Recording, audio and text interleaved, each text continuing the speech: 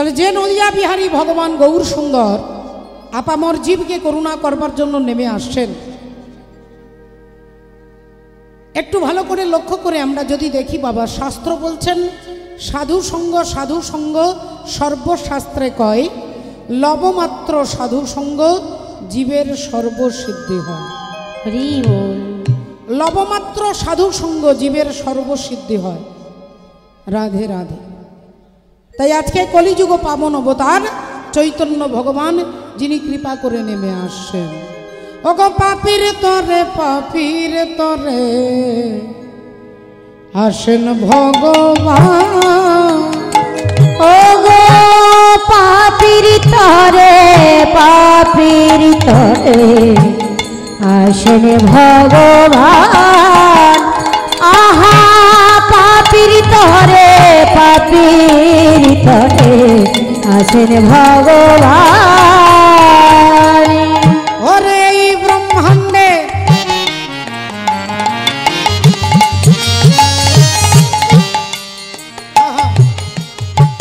কাণ্ডে কাণ্ডে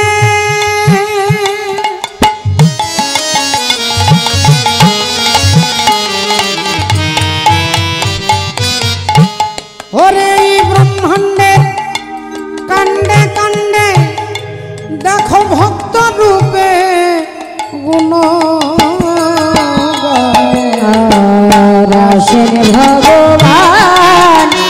আহা পাপীর তরে আসেন ভগবান। ওগো পাপীর তরে আসেন ভগবান। ওরে বহু পাপী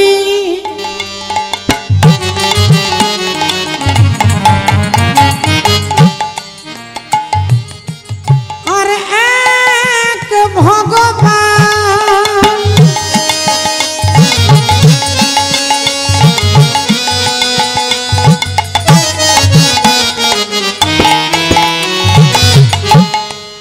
আরে যুগে যুগে হয় অধিষ্ঠান বহু পাপী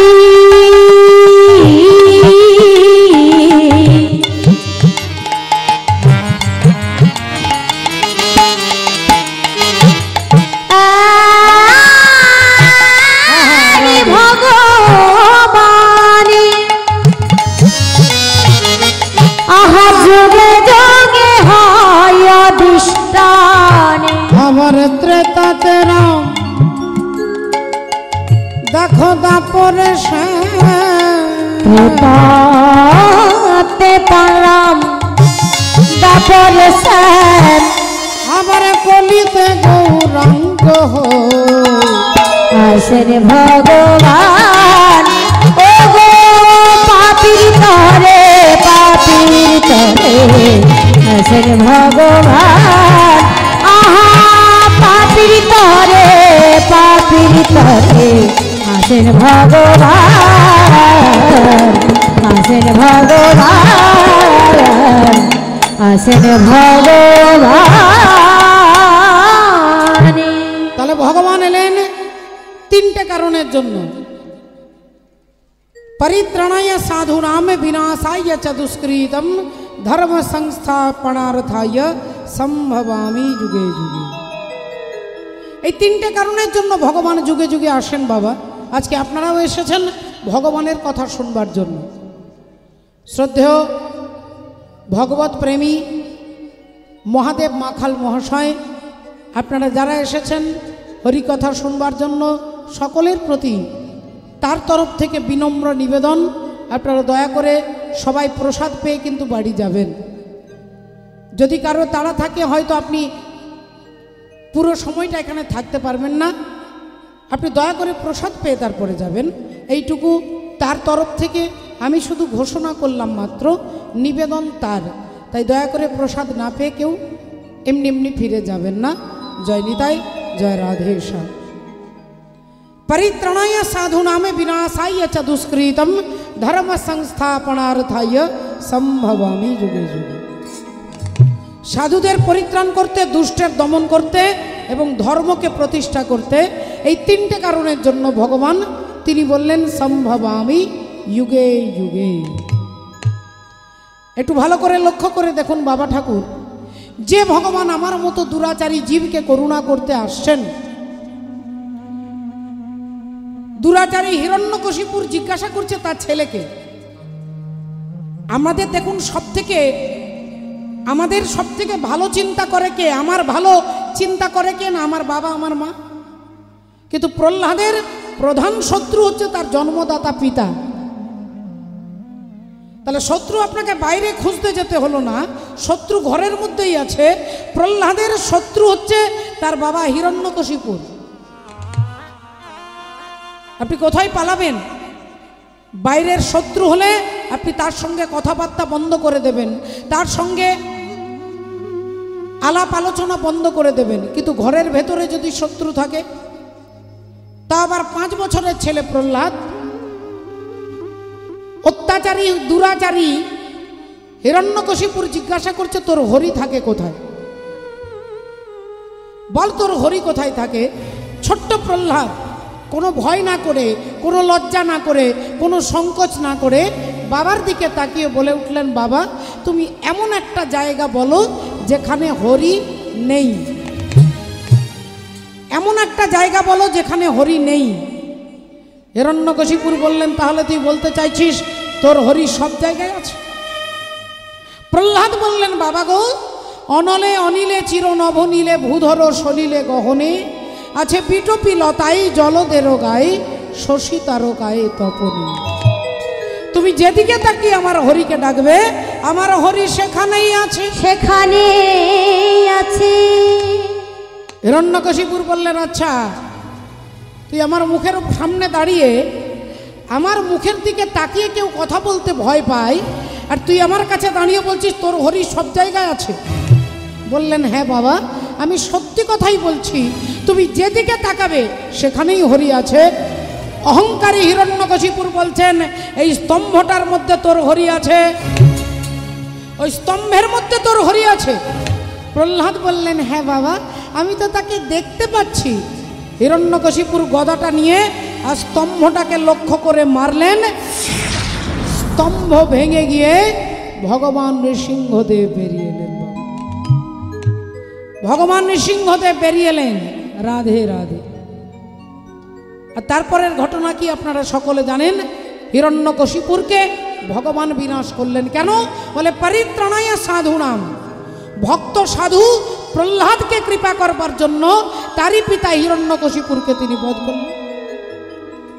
তাহলে ভগবান একদিকে ভক্তকে রক্ষা করে, একদিকে দুষ্টের দমন করে। সেই ভগবান প্রেমাবতার চৈতন্য ভগবান আপামর জীবকে করুণা করবার জন্য আসছে। মহাজন এক পাশে দাঁড়িয়ে কলম দিচ্ছেন, ওই পূর্ণিমার চন্দ্র যিনি কিরণ প্রকাশ, পূর্ণিমার চন্দ্র যিনি কিরণ প্রকাশ, পূর্ণিমার চন্দ্র যিনি কিরণ প্রকাশ, আইব তোরা দেখে যাহা,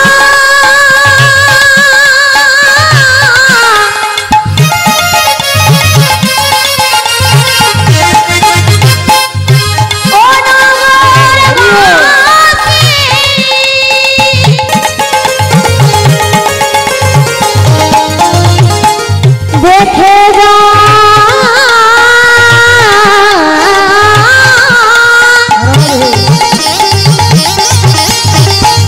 দেখে যা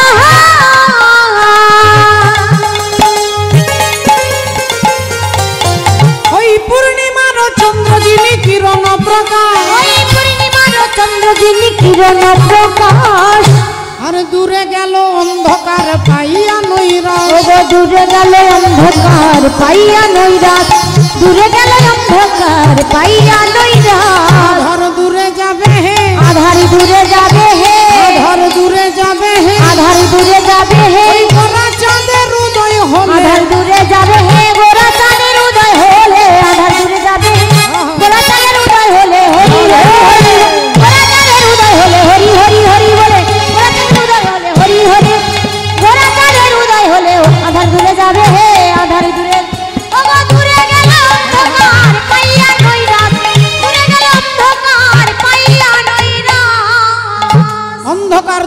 করবার জন্য শচীনন্দন ভগবান গৌর সুন্দর এলেন এই কলিযুগে প্রেমাবতার হয়ে। রাধে রাধে।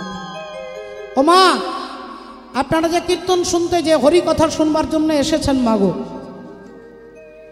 ভগবানের কথা শুধু আপনারা শুনবেন, এটার জন্য মহাদেব বাবু এত লক্ষ টাকা শুধুমাত্র খরচা করছেন নিজের জন্য নয় মা, তার একার জন্য নয়। তিনি একা হলে তীর্থে গিয়ে, মন্দিরে গিয়ে বিভিন্নভাবে তিনি সেবা করতে পারেন।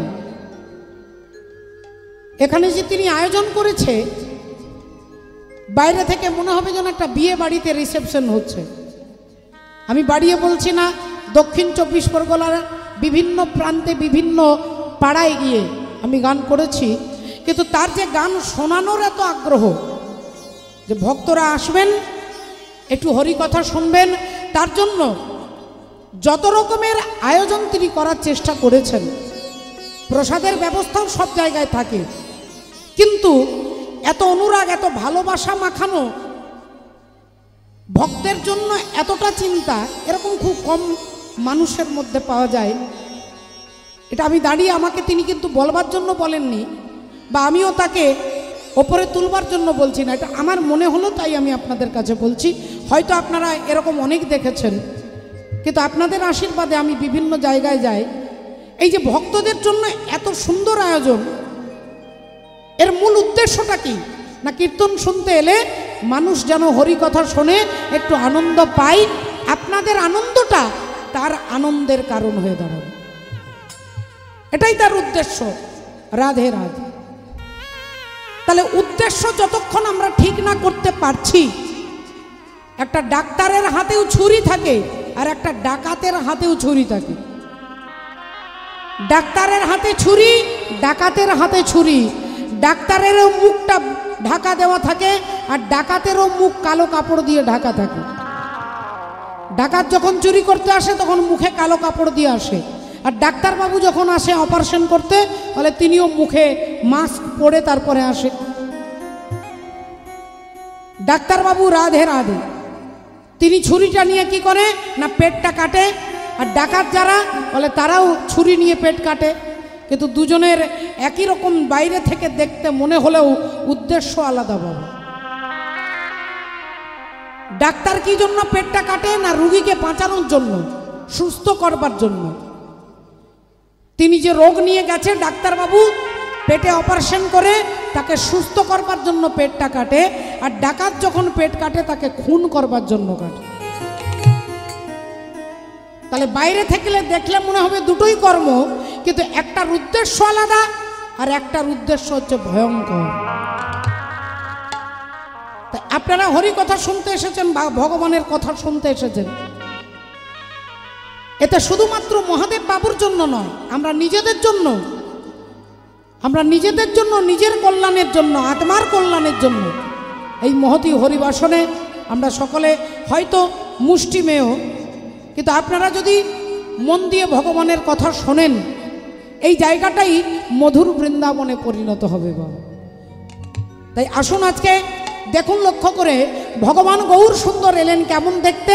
ওই পূর্ণিমার চন্দ্র যিনি কিরণ প্রকাশ, ওই পূর্ণিমার চন্দ্র যিনি কিরণ প্রকাশ, পূর্ণিমার চন্দ্র যিনি কিরণ প্রকাশ। দূরে গেল অন্ধকার পাইয়া নৈরাশ, ওগো দূরে গেল অন্ধকার পাইয়া নৈরাশ, দূরে গেল অন্ধকার পাইয়া নৈরাশ, দূরে গেল অন্ধকার পাইয়া নৈরাশ। আধার দূরে যাবে হে, আধারি দূরে যাবে হে, গোরা চাঁদের উদয় হলে, আধারি দূরে যাবে হে, গোরা চাঁদের উদয় হলে, আধার দূরে যাবে গোরা চাঁদের উদয় হলে। হরি হরি হরি বলে গোরা চাঁদের উদয় হলে, হরি হরি হরি বলে গোরা চাঁদের উদয় হলে, হরি হরি হরি।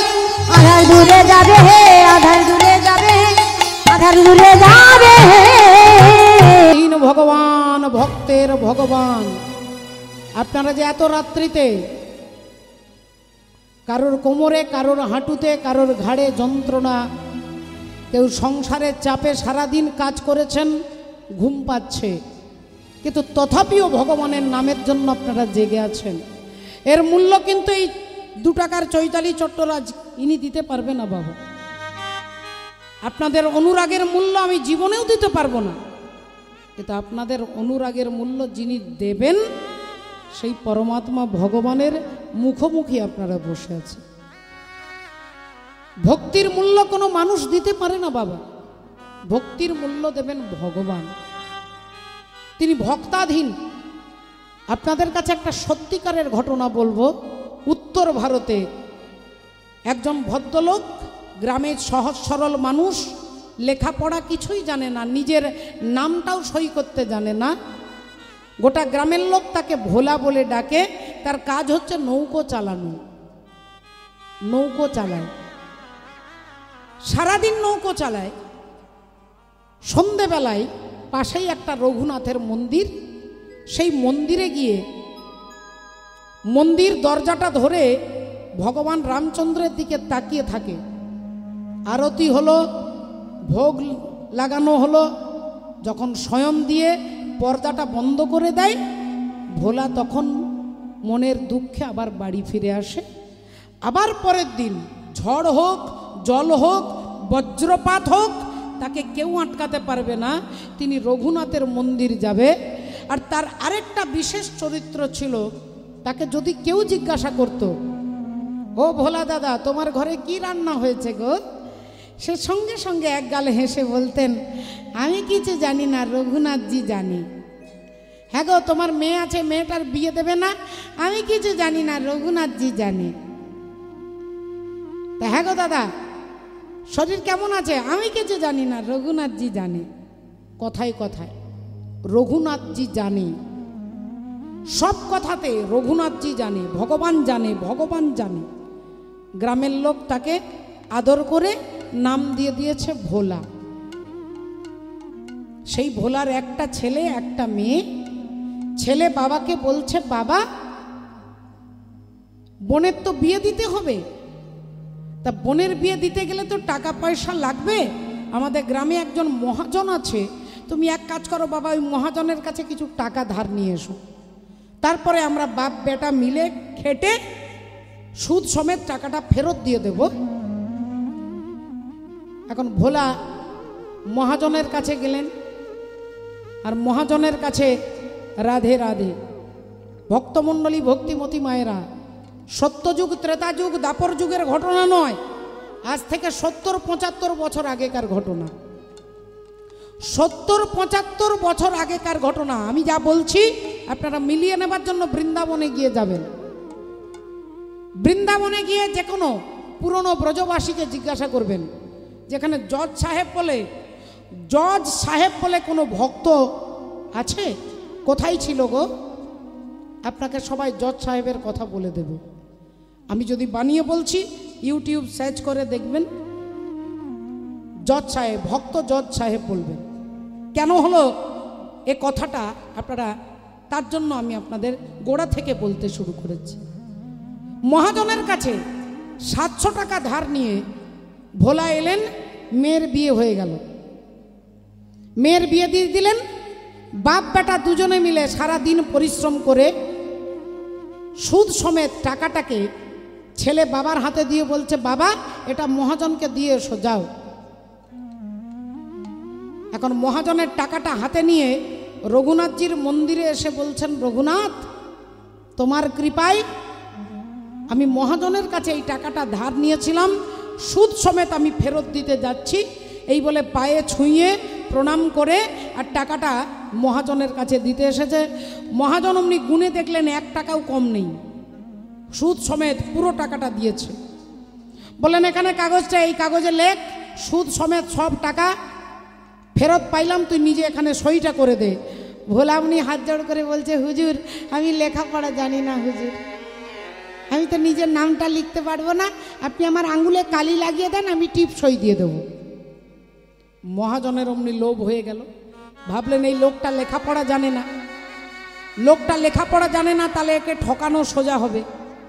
তাড়াতাড়ি বললেন, যা তো ওই মগের জলটা নিয়ে যায়, যা ওই ঘটির জলটা নিয়ে আয়, যা। আর ভোলা যেই জলটা আনতে গেল, অমনি সব টাকা বুঝিয়া পাইলাম এই কাগজটাকে লুকিয়ে দিয়ে একটা মিছিমিছি কাগজ কিছু দাগ টাগ দিয়ে আর ভোলার হাতের টিপসইটা দিয়ে আর পাঠিয়ে দিলেন। ভোলা অমনি কাগজটা এনে রঘুনাথজির চরণে নামিয়ে দিয়ে বলছে, রঘুনাথজি তোমার কৃপায় আজ আমি সব সুদ সমেত ফেরত দিয়ে দিয়েছি। রঘুনাথজি তুমি দয়া করো, এভাবে আমায় দয়া করবে। এভাবে 2-3 মাস পেরিয়ে গেল। মহাজন গিয়ে কোর্টে গিয়ে কেস করে দিল যে এই ভোলা নামক ব্যক্তি আমার 1000 টাকা নিয়েছিল, আমাকে 1 টাকাও ফেরত দেয়নি। ভোলার নামে কেস হয়ে গেল, কেস হয়ে গেল। রাধে রাধে। এখন ভক্তমণ্ডলী ভক্তিমতী মায়েরা সেই কাগজটা নিয়ে এখন কোর্টের লোক কেস করে দিয়েছে। কোর্টের কর্মচারী গিয়ে কাগজটাকে নিয়ে বলছে, এখানে রঘুনাথ বলে কে আছে, রঘুনাথ বলে কে আছে।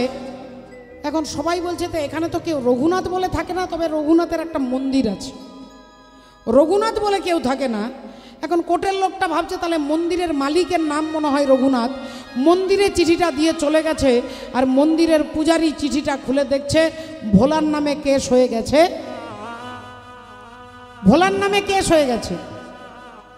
রাধে রাধে। সাক্ষী কাকে রেখেছে না রঘুনাথকে, রঘুনাথকে সাক্ষী রেখেছে। কারণ কোর্টের জজ সাহেব কাঠগোড়ায় ভোলাকে দাঁড় করিয়ে বলছে, তুমি কি ওর কাছে টাকা দান নিয়েছো? আগে হ্যাঁ হুজুর। কত টাকা নিয়েছো? 700 টাকা হুজুর। তাহলে সুদ সমেত 1000 টাকা হয়, তুমি দাওনি কেন? আগে হুজুর আমি 1 টাকাও কম দিইনি হুজুর, আমি ওনাকে টাকা দিয়েছি হুজুর। ও বলছে তুমি দাওনি?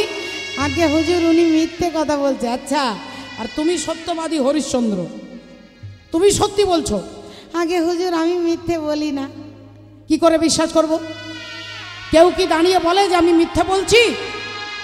তুমি যে মিথ্যে বলছো না তার প্রমাণ কি? তুমি যে ওকে টাকাটা দিয়েছো, সেইখানে তুমি যখন টাকাটা ওকে দাও তোমার সঙ্গে কেউ ছিল? আগে না হুজুর কেউ ছিল না।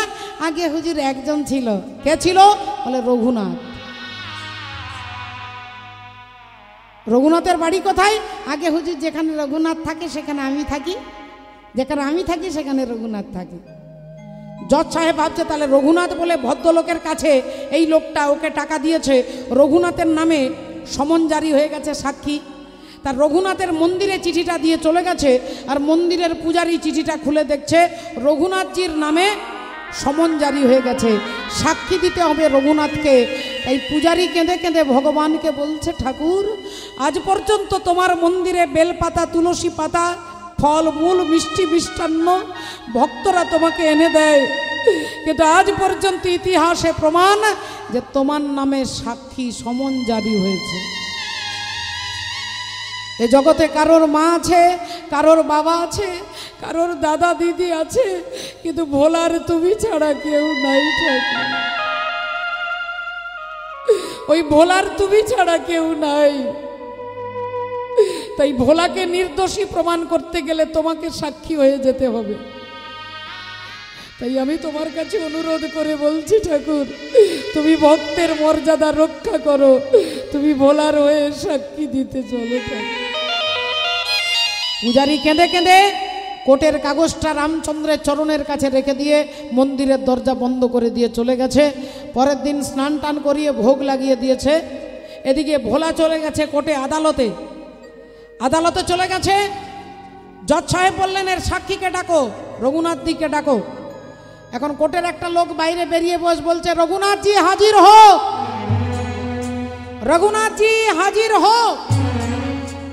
যেই 3 বার বলেছে অমনি ভিড়ের মাঝখান থেকে একজন ভদ্রলোক উঠেছে, তার চুলগুলো কিছু সাদা কিছু পাকা, কিছু কাঁচা কিছু পাকা চুল, একটা পাঞ্জাবি পরেছে, ধুতি পাঞ্জাবি, মুখে রয়েছে পান, হাতে একটা লাঠি, সুন্দর তেল দিয়ে চুলগুলো আঁচড়ানো, মিষ্টি গন্ধ উঠছে। আপনি রঘুনাথ? বললেন হ্যাঁ। আসুন, এদিকে আসুন। ভগবান গিয়ে একবারে সোজা কাঠগোড়ায় দাঁড়িয়ে গেলেন। জজ সাহেব চেয়ারে বসে বলে উঠলেন, আপনি রঘুনাথ? আগে হ্যাঁ হুজুর। ইনি এনার কাছে টাকা নিয়েছিল? আগে হ্যাঁ হুজুর। শোধ করেছিল? আগে হ্যাঁ হুজুর। জজ সাহেব বললেন, তুমি যে সত্যি বলছো তার প্রমাণটা কি? তোমাকে তো টাকা ঘুষ দিয়ে তোমাকে মিথ্যে বলানোর জন্য সাক্ষী হয়ে নিয়ে এসেছে, তুমিও তো মিথ্যে কথা বলতে পারো। ভগবান বললেন দেখুন আমি মিথ্যে কথা বলছি না, এর প্রমাণ আমি আপনাকে দিতে পারি। কি প্রমাণ? বলেন যে এই মহাজনকে আপনি আদালতে রাখুন, আর মহাজনের বাড়ির অফিসে দুজন কোর্টের কর্মচারীকে পাঠান। ওই কর্মচারীরা গিয়ে দেখবে 113 নম্বর একটা ডায়েরি আছে লাল রঙের, 113 নম্বর ডায়েরির 36 নম্বর পৃষ্ঠাতে একটা কাগজ আছে, যে কাগজে লেখা আছে সমস্ত টাকা বুঝিয়া পাইলাম। জজ সাহেব বললেন এই মহাজনকে ছাড়বে না, মহাজন এখানে থাকবে। দুজন কর্মচারীকে পাঠালো মহাজনের বাড়ি। 113 নম্বর একটা ডায়েরিটা এনে জজ সাহেবের হাতে দিলেন। 36 নম্বর পৃষ্ঠাটা খুলেই দেখছে একটা কাগজে লেখা আছে সমস্ত টাকা বুঝিয়া পাইলাম। জজ সাহেব অমনি বিচার করে দিলেন, ভোলা তুমি নির্দোষী, তুমি সত্যি সত্যি এর টাকা শোধ দিয়েছ, ইনি মিথ্যে কথা বলছে, তাই একে জেলখানায় বন্দি করো। মহাজনকে কারাগারে বন্দি করে দিলেন। জজ সাহেব নিজের কাজ শেষ করে অফিস ঘরে বসেছে, কোটটাকে খুলে চেয়ারের ওপরে রেখে জজ সাহেব বসেছে। এমন সময় ভোলা পেরিয়ে যাচ্ছে। জজ সাহেব ডাকলেন, না এইদিকে শোন, এদিকে শোন। আগে হুজুর। হ্যাঁ রে, রঘুনাথজি কে? রঘুনাথজি থাকে কোথায়? আগে হুজুর যেখানে আমি থাকি। না তুই থাকিস কোথায়? যে ঘটনাটা আপনাদেরকে বলছি এটা দক্ষিণ ভারতের, জায়গাটার নাম হচ্ছে বিল্লুপুরম। দক্ষিণ ভারত, বিল্লুপুরম। বলেন রঘুনাথকে? মন্দিরের পূজারী? আগে না হুজুর। মন্দিরে প্রতিদিন আসে ফুল নিয়ে? আগে না হুজুর। তাহলে মন্দির কি তার টাকাতে হয়েছে? আগে না হুজুর। সে কি মন্দিরের জন্য কোনো সাহায্য করেছে? আগে না হুজুর। তাহলে কি সে মন্দির ঝাড়ু দেয়? আগে না হুজুর। তাহলে রঘুনাথ কে? ভোলা হাত জোড় করে জজ সাহেবকে বলছে, হুজুর রঘুনাথ হচ্ছে মন্দিরের সিংহাসনে যিনি দাঁড়িয়ে থাকে সেই ভগবান শ্রী রামচন্দ্র রঘুনাথ। এ কথা যেই বলেছে বাগো, জজ সাহেবের সারা অঙ্গ যেন শিহরিত হয়ে উঠল। চোখগুলো দিয়ে দরদর করে জল পড়তে লাগলো, কাঁপছে সর্বঙ্গ।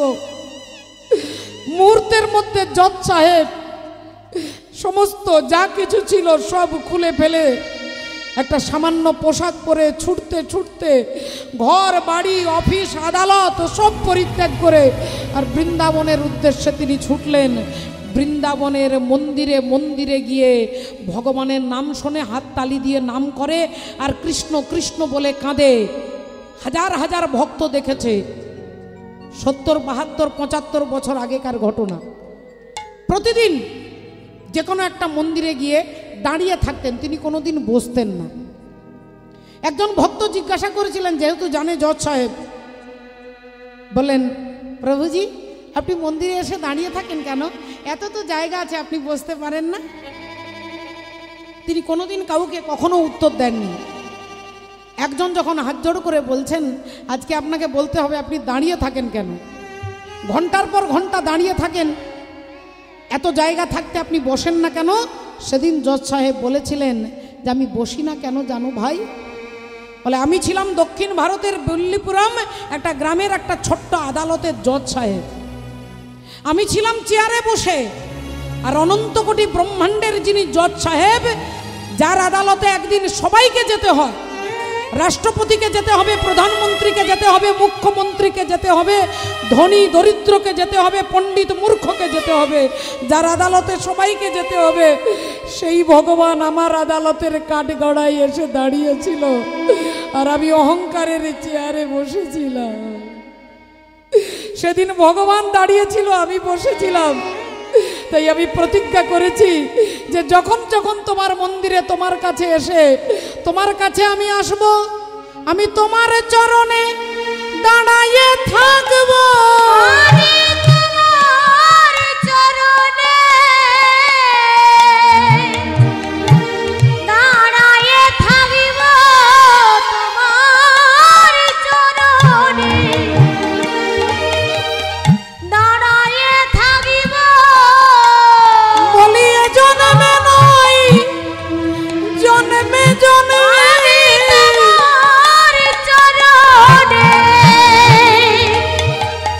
দাঁড়া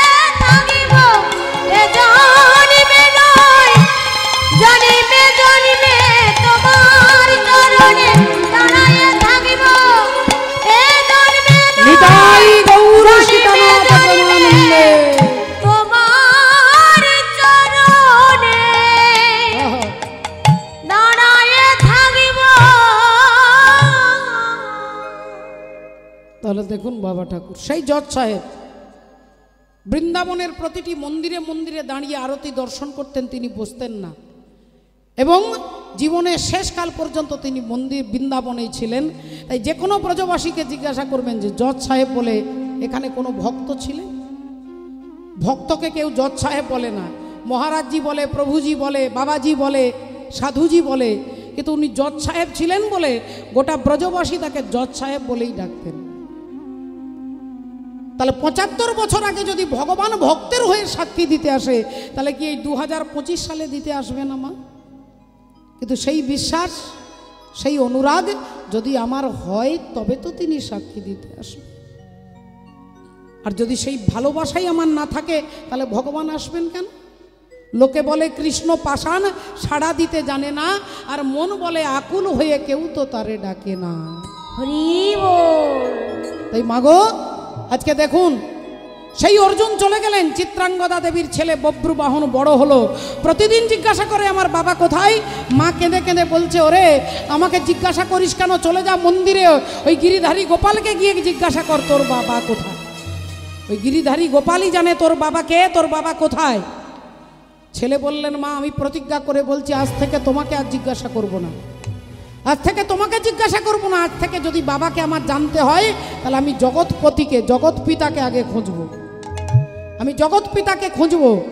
আর যদি জগৎ পিতা কৃষ্ণকে খুঁজে পাই তাহলে আমি আমার বাবাকে দেখতে পাবো, দেখিতে পাবো। বলো ভগবান কৃষ্ণচন্দ্র কি জয়। ओ श्री बांके बिहारी लाल गोपाल मन रखियो अपनी चरणन में।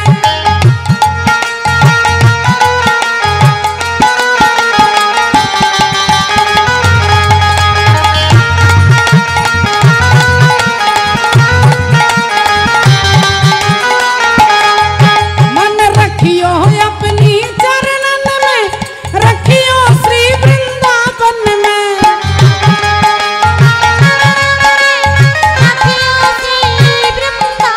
तेरे बांके हो तेरे बांके हो तेरे बांके बिहारी लाल गोपाल मन रखियो अपनी चरणन में।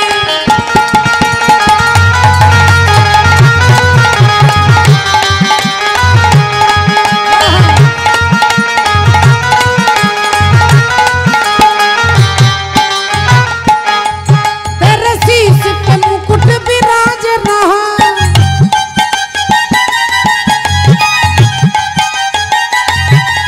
कानों में कुंडल साज रहा।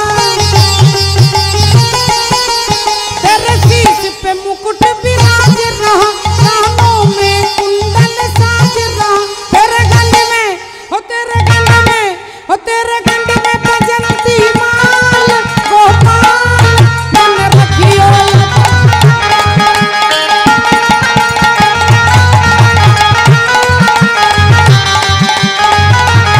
हो तेरे बांके बिहारी लाल गोपाल मन रखियो अपनी चरणन में। मन रखियो अपनी चरण। बोलो बांके बिहारी लाल की जय। बोलो गिरिधारी गोपाल की जय। बोलो राधा रानी की জয়। আসুন দেখুন আজকে সেই বব্রুবাহন সেদিন থেকে প্রতিজ্ঞা করলো আমি ভগবানকে খুঁজব, ভগবানকে খুঁজে পেলে আমি আমার বাবাকে খুঁজে পাবো। সেই বব্রুবাহন বড় হয়েছে, আর বড় হয়ে তিনি রাজা হয়েছে, মণিপুর রাজ্যের রাজা বব্রুবাহন। আর সেই রাজ্যের ওপর দিয়ে যুধিষ্ঠির অশ্বমেধ যজ্ঞের ঘোড়াটা যাচ্ছিল, আর আজকে সেই ঘোড়াটা ধরে তার মায়ের কাছে নিয়ে আসছে। মা, চিত্রাঙ্গদা দেবী বেরিয়েছে। কিরে বাবা, এই দেখো মা, অশ্বমেধ যজ্ঞের ঘোড়া ধরেছি। খুব ভালো করেছিস বাবা, খুব ভালো করেছিস, তুই আমার বীর পুত্র, তুই আমার বীর পুত্র, তাই অশ্বমেধ যজ্ঞের ঘোড়া ধরেছিস। কিন্তু হ্যাঁ রে বাবা, অশ্বমেধ যজ্ঞটা করছে কে? বললেন মা, যারা করছে তাদেরও নাম লেখা আছে, একটা তামার পাতাতে লেখা আছে। ঘোড়ার গলার মধ্যে একটা সুতো, আর সুতো দিয়ে তামার পাতাটা বাঁধা আছে, আর সেই তামার পাত্রে লেখা আছে যারা যজ্ঞ করছে তাদের নাম। তা দেখতো বাবা কারা যজ্ঞ করছে। বব্রুবাহন অমনি তামার পাত্রটা হাতে ধরে দেখছেন প্রথমেই বলছেন যিনি যজ্ঞ করছেন, প্রথমেই লেখা আছে ধর্মপুত্র যুধিষ্ঠির। তারপর না তারপরে লেখা আছে পবনপুত্র ভীম। তারপর না তারপর লেখা আছে গান্ডীবধারী তৃতীয় পাণ্ডব অর্জুন।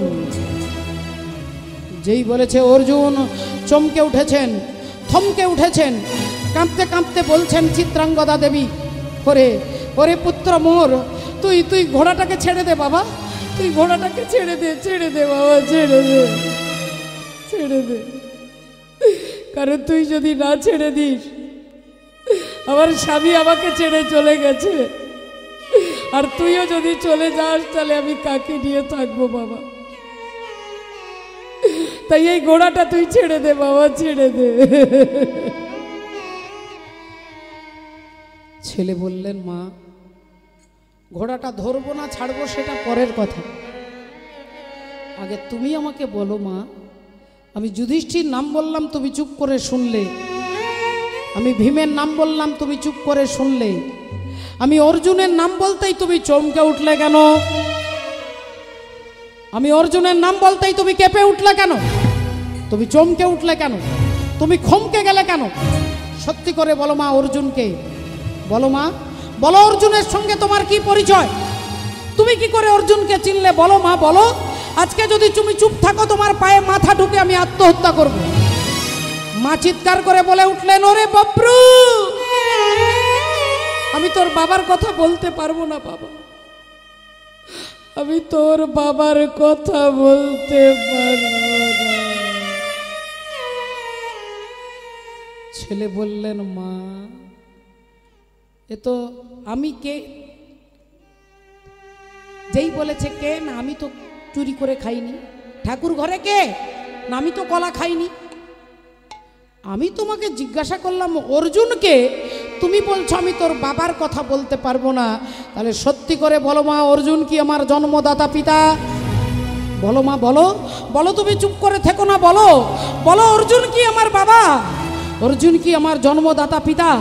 বলো মা, বলো তুমি আমার দিকে তাকিয়ে বলো অর্জুনকে।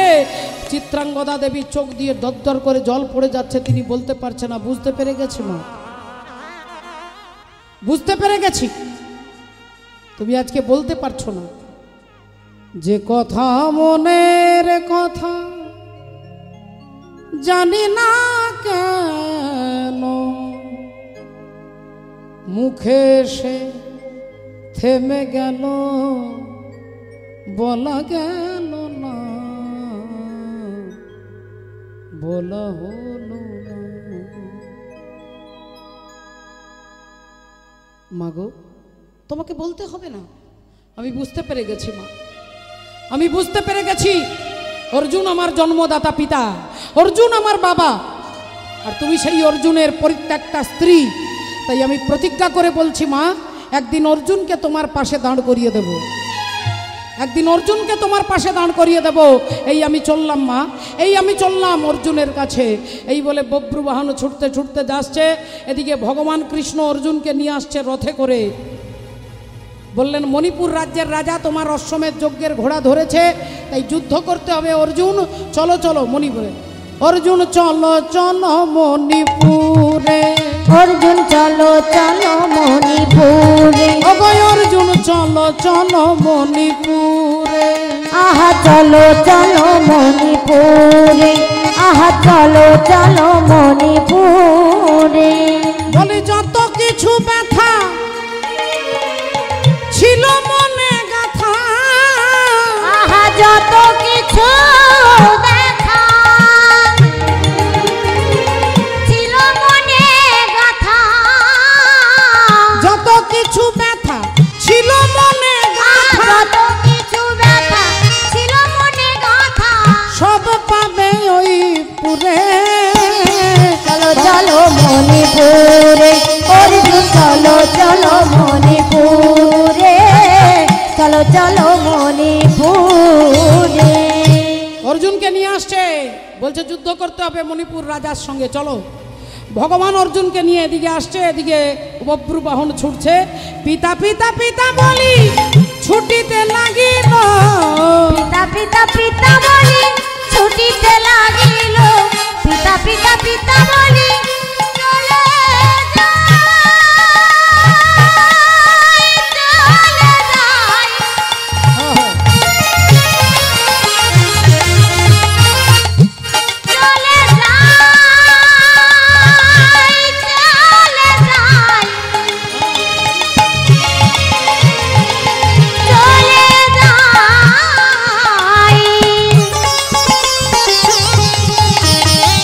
আজ পিতা পিতা পিতা বলি ছুটিতে লাগিল পিতা পিতা বলি ছুটিতে লাগিল আরে অর্জুনের সম্মুখেতে আসিয়া দাঁড়ালো অর্জুনের সম্মুখেতে আসিয়া দাঁড়ালো অর্জুনের সম্মুখেতে আসিয়া দাঁড়ালো ভক্তমণ্ডলী ভক্তিবতী মায়েরা বব্রুবাহন এদিকে আসছে অর্জুন এদিকে আসছে ভগবান কৃষ্ণের সঙ্গে অর্জুনের রথটা থেমে গেছে বব্রুবাহন এসে অর্জুনের পা দুটো ধরে বলছে বাবা বাবা গো এই দেখো বাবা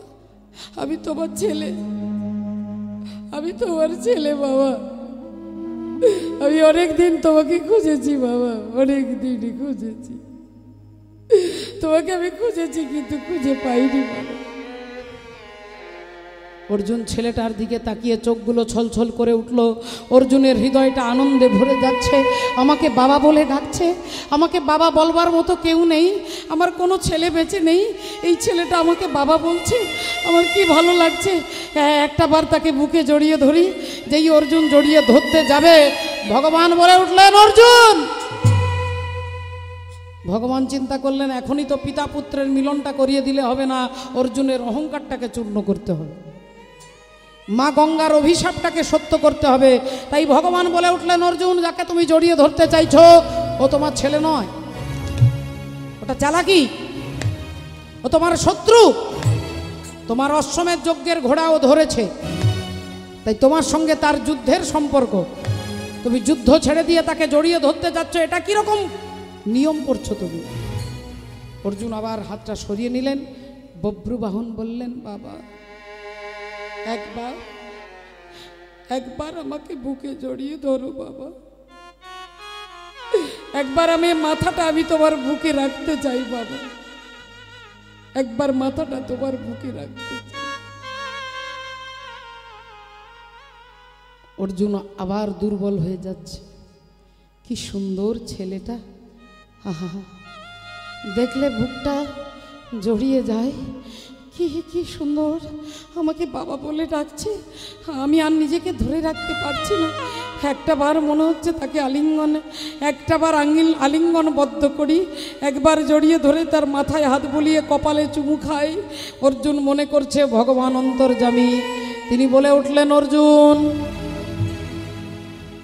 তুমি বুঝতে পারছো না ও তোমাকে বাবা বলে তোমাকে দুর্বল করতে চাইছে তুমি দুর্বল হয়ে গেলে যুদ্ধে হেরে যাবে আর হেরে গেলে গোটা রাজ্যটা তার হয়ে যাবে তাই চালাকি করে তোমাকে বাবা বলে ডাকছে এটা তার যুদ্ধের টেকনিক নীতি তাই আমি বলছি তুমি ওকে ধিক্কার জানাও অর্জুন ওকে ধিক্কার জানাও অর্জুন সঙ্গে সঙ্গে বলে উঠলেন এই ছেলে আমাকে বাবা বলে ডাকবি না খবরদার আমি তোর বাবা নই তুই আমার শত্রু আমি তোর শত্রু খবরদার বলছি আমাকে বাবা বলে ডাকবি না বাবা আমি বাবাকে বাবা বলবো না তো কি বলবো তুমি আমাকে শিখিয়ে দাও তুমি আমার বাবা তুমি আমার জন্মদাতা না আমি তোর বাবা নই আমার মনে হচ্ছে তোর মা কোনো অসতী নারী তোর মা কোনো কুলটা নারী তোর মা হচ্ছে অপবিত্রা নারী যেই বলেছেন অমনি সঙ্গে সঙ্গে বব্রুবাহন বলে উঠলেন অর্জুন তুমি আমার মাকে অপবিত্রা বলেছো তুমি আমার মাকে কুলটা বলেছো এতক্ষণ আমি তোমার পায়ে ধরে অনেক কেঁদেছি আর নয় এবার আমি প্রতিজ্ঞা করে বলছি যে মুখ দিয়ে তুমি আমার মাকে অসতী বলেছো তোমার মুন্ড থেকে ধড়টাকে আমি বিচ্ছিন্ন করে দেব তোমার মুন্ড থেকে ধড়টা আমি বিচ্ছিন্ন করে দেব অর্জুন বললেন তোর এত সাহস ডাল টিপলে দুধ বেরোবে বলে কিনা বাচ্চা ছেলে নাকি আমার মুন্ডচ্ছেদন করবে তোর এত ক্ষমতা তাহলে দেখি তুই জানিস না আমি তৃতীয় পাণ্ডব অর্জুন আমার কত ক্ষমতা তুই জানিস না বব্রুবাহন বললেন তাহলে আজকে পরীক্ষা হয়ে যাক দেখি আজ কার ক্ষমতা বব্রুবাহন সঙ্গে সঙ্গে তীরটা ছুঁড়ে দিয়েছে। আর যেই তীর ছুঁড়ে দিয়েছে অর্জুন সেটা আটকে দিয়েছে। এবার অর্জুন একটা বাণ মেরেছে, বব্রুবাহন আটকে, একবার বব্রুবাহন আটকে দিচ্ছে, একবার অর্জুন আটকে দিচ্ছে। ঘন্টার পর ঘন্টার পিতা পুত্রের যুদ্ধ চলছে, কেউ কারো ক্ষতি করতে পারছে না, কেউ কাউকে মারতে পারছে না। অর্জুন ভাবছে একটা বাচ্চা ছেলের সঙ্গে আমি পারছি না, একটা সামান্য বাচ্চা ছেলে তার সঙ্গে আমি পারছি না। আর বব্রুবাহন ভাবছে যে আমার মাকে অসতী বলেছে, আমি তাকে মারতে পারছি না, আমি তাকে মারতে পারছি না। তাহলে এর কারণটা কি? বব্রুবাহন চিন্তা করছে, কোনো কুল কিনারা খুঁজে পাচ্ছে না, কেন, কারণটা কি? আর এমন সময় বব্রুবাহনের পেছনে এসে দাঁড়িয়েছেন কে? গঙ্গে গঙ্গে মা গঙ্গে, গঙ্গে গঙ্গে মা গঙ্গে, গঙ্গে গঙ্গে মা গঙ্গে, গঙ্গে গঙ্গে মা গঙ্গে, মা গঙ্গে গঙ্গে মা গঙ্গে, গঙ্গে গঙ্গে মা গঙ্গে। হে মা সুরেশ্বরী গঙ্গে, মা হে মা সুরেশ্বরী গঙ্গে, মা হে মা সুরেশ্বরী গঙ্গে। গঙ্গে গঙ্গে মা গঙ্গে, গঙ্গে গঙ্গে মা গঙ্গে, গঙ্গে গঙ্গে মা গঙ্গে, গঙ্গে গঙ্গে মা গঙ্গে, মা গঙ্গে গঙ্গে মা গঙ্গে, গঙ্গে গঙ্গে মা গঙ্গে। গঙ্গা দেবী এসে দাঁড়িয়ে বললেন, বব্রু, তোমার বাবা অর্জুনকে আমি অভিশাপ দিয়েছি একদিন ছেলের হাতে তুমি মারা যাবে, কিন্তু তুমি চেষ্টা করেও তাকে মারতে পারছো না। তো কেন পারছো না?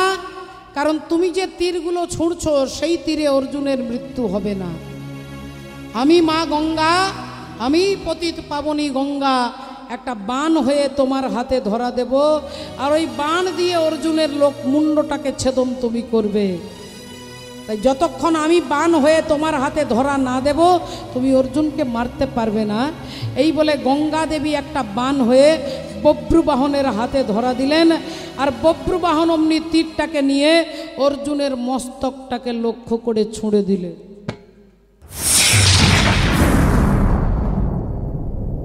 যেই ছুঁড়ে দিলেন অমনি মুন্ডটা কাটা হয়ে গেল, মুন্ড কাটা হয়ে গেল। রাধে রাধে। অর্জুনের মুন্ডটা পড়ে গেল, কাটা মুন্ড পড়ে গেল, ধড় ছটপট করছে। আর এমন সময় চিত্রাঙ্গদা দেবী ছুটতে ছুটতে আসছে। চিত্রাঙ্গদা দেবী ছুটতে ছুটতে আসছে, চিৎকার করতে করতে বলছে, ওরে বব্রু, এ তুই কি করলি বাবা, এ তুই কি করলি? তুই আমার স্বামীকে মেরে ফেললি, তুই আমার স্বামীকে মেরে ফেললি।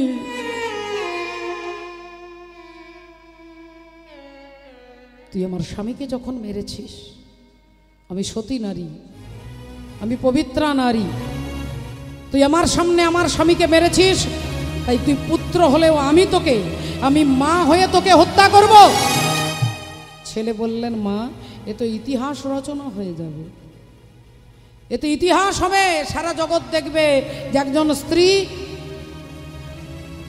তার স্বামীর মৃত্যুর প্রতিশোধ নিতে একজন মা হয়ে তার সন্তানকে খুন করছে। লক্ষ লক্ষ ভারতবাসী, অখণ্ড বিশ্ববাসী দেখবে একজন সতী নারীর তার চরিত্রের গুণ, তার স্বামীর মৃত্যুর জন্য দায়ী তার পুত্রকে, একজন মা তার পুত্রকে খুন করবে। আর এই মৃত্যুটা আমার মৃত্যু নয় মা, এটা আমার অমর হয়ে যাওয়া।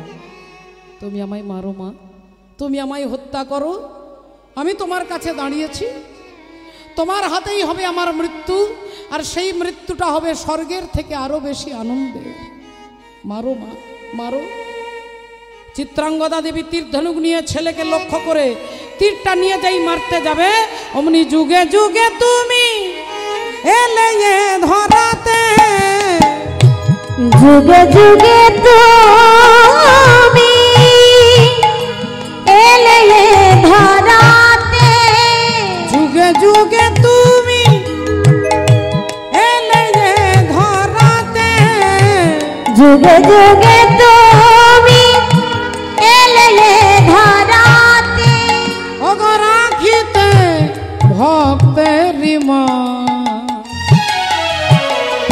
রাখিতে ভক্তের মা যুগে যুগে তুমি এলে ধরাতে রাখিতে ভক্তের মান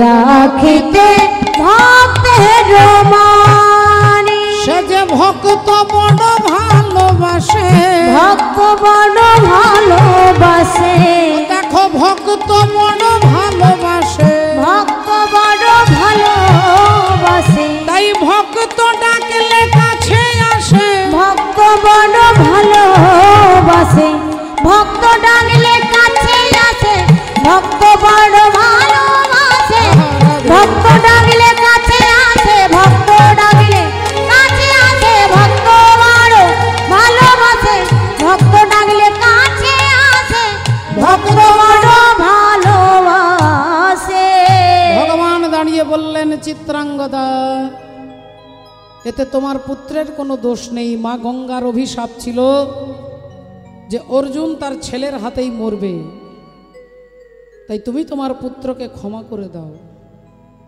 কিন্তু কিন্তু আমার স্বামী তো চিরকালের মতো চলে গেল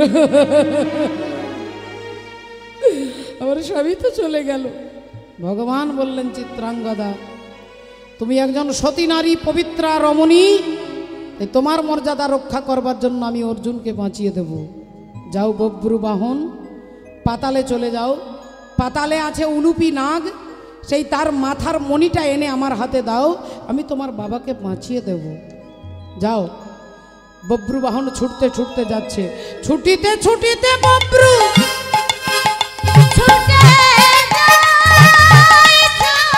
যাই বব্রু ছুটে যাই রে ছুটে যাই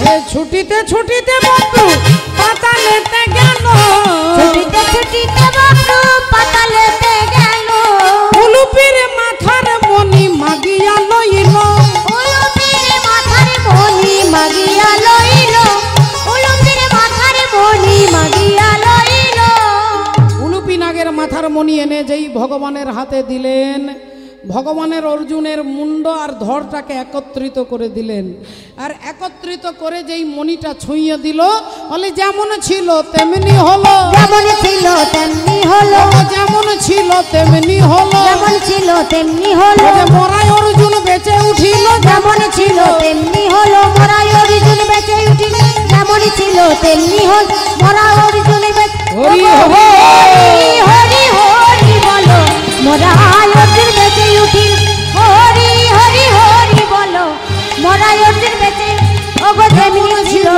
তেমনি হলো যেমন ছিল তেমনি হলো উলুপির মাথার মণি মাগিয়া লইল উলুপির মাথার মণি মাগিয়া লইল আর যেই অর্জুন বেঁচে উঠেছেন অমনি একবার চারিদিকে তাকিয়ে দেখছে ভগবান বললেন অর্জুন মা গঙ্গা দেবী তোমাকে অভিশাপ দিয়েছিল তোমার অহংকার হয়েছিল যে গঙ্গার অভিশাপকে আমি মিথ্যে করে দিয়েছি আমার কোনো ছেলে বেঁচে নেই তাই বব্রুবাহনকে তুমি বুঝতেই পারোনি সে কখন তোমার স্ত্রী চিত্রাঙ্গদা দেবীর গর্ভে জন্ম নিয়েছে যে কথা তুমি জানো না আজকে আমি পরিচয় করে দিচ্ছি ওই বব্রুবাহনই তোমার পুত্র আর এই চিত্রাঙ্গদা তোমার স্ত্রী এতক্ষণ তোমার পিতা পুত্রের মিলন আমি হতে দিইনি কারণ অহংকার চূর্ণ হোক এটা আমি চাই আমি দর্পহারী মধুসূদন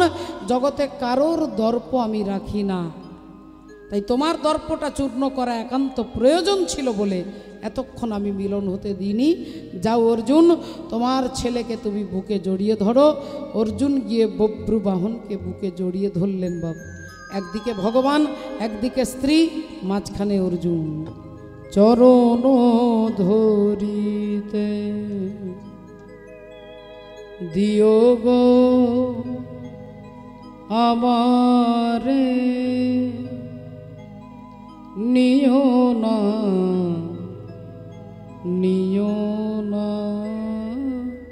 সরায়ে